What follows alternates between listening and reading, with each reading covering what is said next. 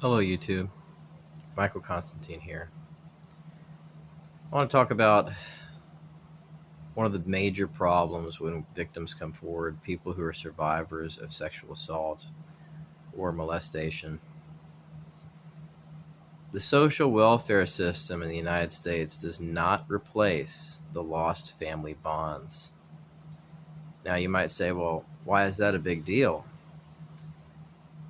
Why is that a big deal for a person who's a victim or a survivor of those things by a member of their family? As you're growing up, being cut off from those social supports becomes more and more crucial in terms of its long term impact on you. For instance, a person might be an abuser, and that's terrible in itself. But if that's the only person that's paying your bills, giving you a place to stay, putting you through college later on potentially, helping you out with getting your first car, feeding you, providing you with medical insurance, or there in a bind if there's an emergency, and simultaneously they're your abuser in this terrible situation that you're in,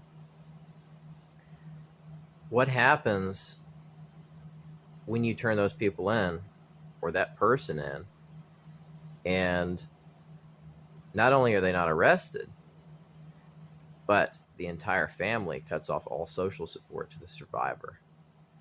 Social services and law enforcement do not replace that lost support. Now, you have to think about this from a practical standpoint.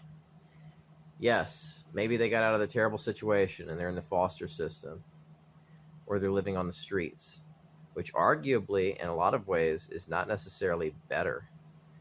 You're exposed to the elements, you're exposed to crime and people who may victimize you or take you into a human trafficking situation. And it's terrible. Now you think, well, who would do that to their kid or to a loved one in their family? Who would assault a relative and then care so little that they would put them on the street? Well, that's a more common situation in the United States than you might think. That kind of thing happens all the time. You can't go a single day reading or watching the news across the country without finding several dozen cases, or even hundreds potentially, where this gets reported and maybe somebody's arrested, maybe they're not. And what ends up happening is, after it's all said and done, maybe a court order is in place to protect the victim or the survivor or survivors. But social services and law enforcement do not house those people long term. A person who is 18 years old, for instance, even a special needs person, most of the time, social services will order that person put out on the street out of state care facilities, in foster care or state homes or whatever it happens to be. They'll put them on the street, even with special needs. So the average person who is a victim of crime or special crime by members of their family is going to be dealing with the same outcome. How do I know this? I've talked to people who've been affected by sexual assault in foster care and people whose families were looked at for neglect or abuse, some of which was for a sexual nature. And I've seen firsthand what those people go through.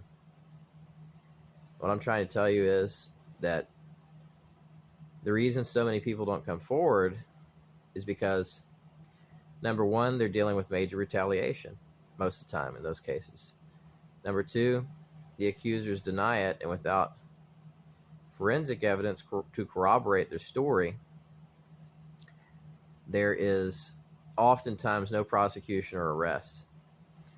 Number three, they're cut off from social support from their family.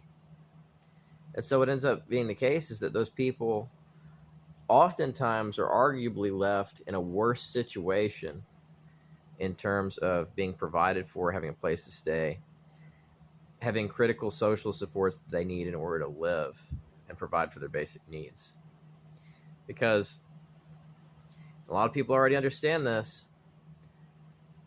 Law enforcement is not there to help you. I know that many people have experienced circumstances and they're like, hey, what's the deal? What gives? Something bad happened, right? Well, you try going and getting support from victim services, and you see what happens to you. They say, well, if you weren't injured or this specific set of circumstances didn't happen to you, we're not going to help you, financially to replace what was lost or to rectify your circumstances. And so after people have the courage to come forward, whether they're minors or adults, what happens is the government offices that are meant to stop those situations and address those circumstances leave that person in the wind. And that person ends up worse off than they would have been to begin with for going forward and reporting what happened. It ends up being a situation that further complicates their life, sometimes for the long term or permanently. And they're always having to look over their shoulder. Is somebody going to try to get back at this person? Are they going to try to retaliate against that person? And if so, in what capacity are those people going to retaliate? And perpetrators, especially if it's more than one against an individual, they'll often turn around and they will use the same law enforcement, social services resources to attack the person who was a victim of those crimes initially by that group of people. So you see, that's why people don't come forward.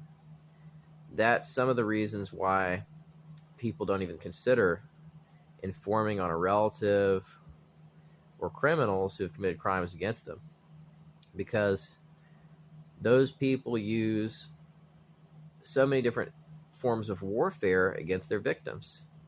Economic warfare, provision warfare, and retaliatory reporting as a weapon.